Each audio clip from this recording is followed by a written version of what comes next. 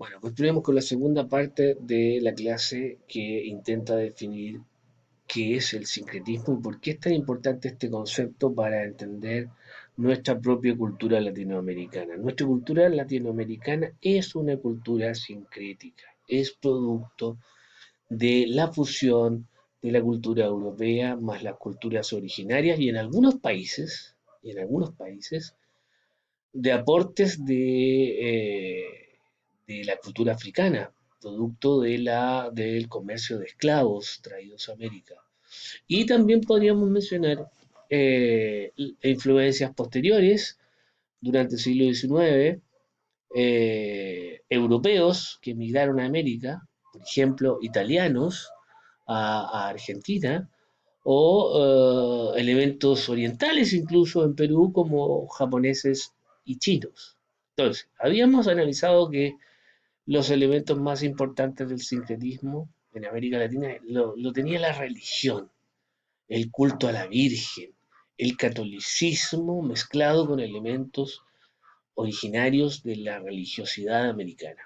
Y habíamos quedado acá, en la cultura culinaria, en la comida, ¿ya?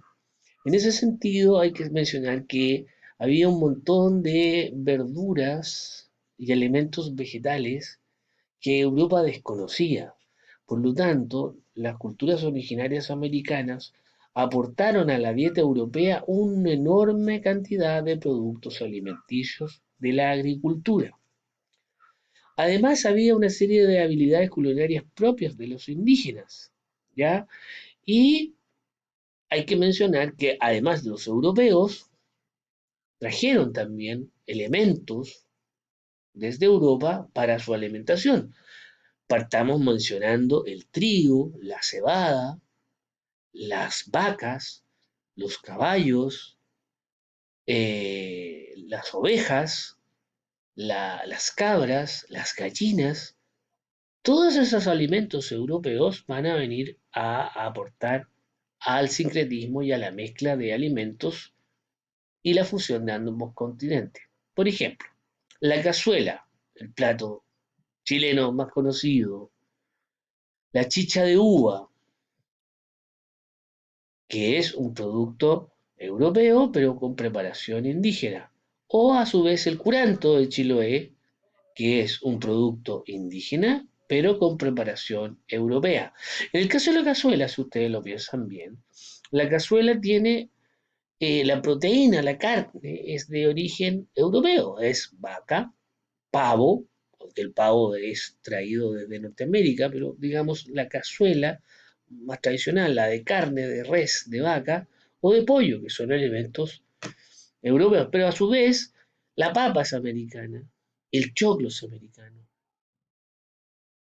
¿ya?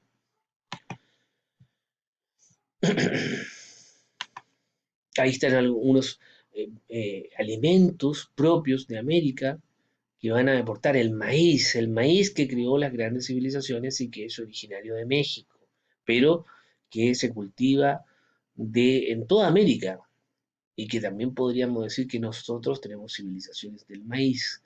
La papa que tiene un origen chileno en el sur de Chile y un origen andino en el Perú. Ya está comprobado genéticamente que la papa tiene un doble origen, peruano y chileno.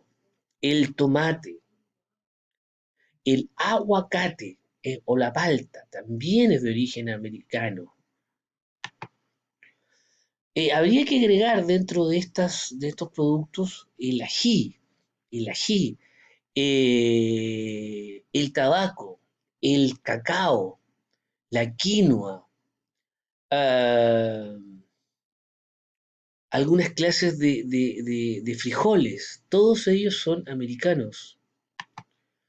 ¿Y cómo se preparan? En este caso las arepas venezolanas, que es un pan de harina de maíz que se mezcla con carnes y otras cosas. Los tacos, que son de origen mesoamericano, ¿no es cierto? Que son estas tortillas de maíz que se envuelven con elementos europeos y americanos. La famosa cazuela, ¿no? Ahí tienen la carne europea, la calabaza la papa, el choclo, el arroz, que es oriental, un sincretismo cultural, culinario, el curanto noya, aquí hay elementos del mar de Chile, ¿no es cierto? Almejas, choritos, mezclado con papas americanas, pero también con pollos europeos y con, por ejemplo, con embutidos o salchichas o carne de cerdo, que es toda europea. Sincretismo cultural. Y aquí es lo que les mencionaba, algunos elementos que son ya más exóticos, como por ejemplo en la comida peruana. Perú recibió muchos esclavos e inmigrantes de origen chino, trabajadores de origen chino y japonés, que vinieron a hacer un enorme aporte culinario al Perú, ya que aprovecharon productos marítimos que ni la tradición española ni la tradición indígena tenían, por lo tanto enriquecieron la cocina peruana y la convirtieron hoy por hoy en tal vez la cocina más destacada de la cocina americana y mundial, si quieren. ¿Ya? Estos elementos son comidas chinas, pero al estilo peruano. Esto es una especie de sushi peruano, que es japonés.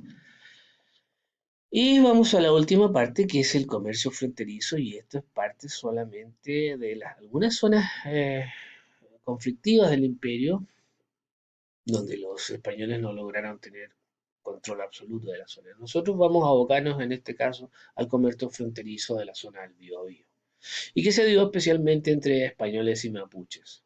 ¿Ya? Y la afirmación de que la guerra de Arauco duró 300 años ininterrumpidos no es cierta. La verdad es que podemos identificar zonas, o sea, periodos más violentos que otros.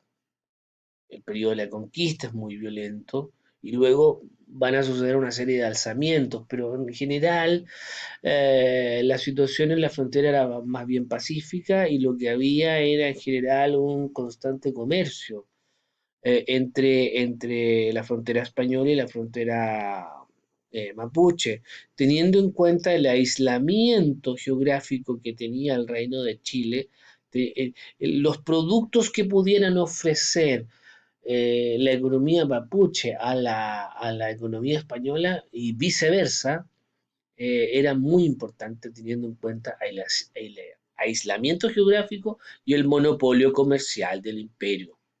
¿Ya? No era extraño ver a un gran señor, algún hidalgo español, con una coqueta peluca, pero ataviado de un poncho mapuche, ¿ya? ¿Qué se cambiaba? Se cambiaba vino por chicha. Los mapuches eran la chicha, se podía fermentar muy pocas veces en el año, duraba muy poco, por lo tanto el acceso al alcohol era muy bajo en los mapuches y les gustaba mucho el alcohol. Eh, y la intercambiaban principalmente por vino y por destilados, por aguardiente. El vino en ese tiempo tenía muy poca durabilidad por la forma en que se almacenaba en vasijas de greda, tapadas con cuero, por lo tanto se echaba a perder muy, muy rápido, no tan rápido como la chicha, pero sí también tenía un ciclo de vida muy corto.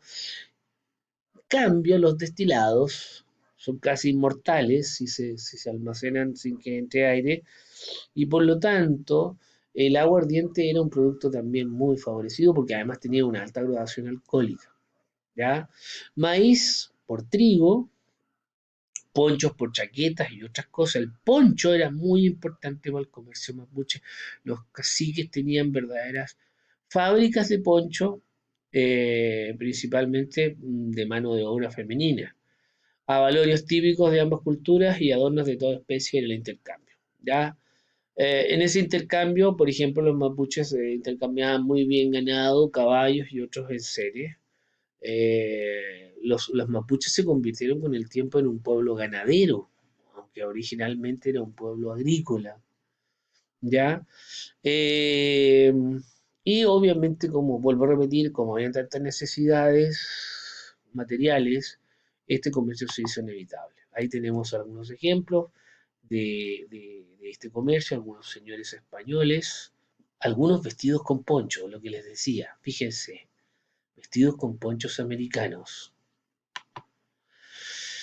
Un esquema de la vida fronteriza, territorio español, metal, era muy importante el metal para las herramientas, el aguardiente y ponchos y ganado en el territorio mapuche. La frontera entonces hacía una suerte de zona de mestizaje y de intercambio comercial y cultural, hay que agregarlo.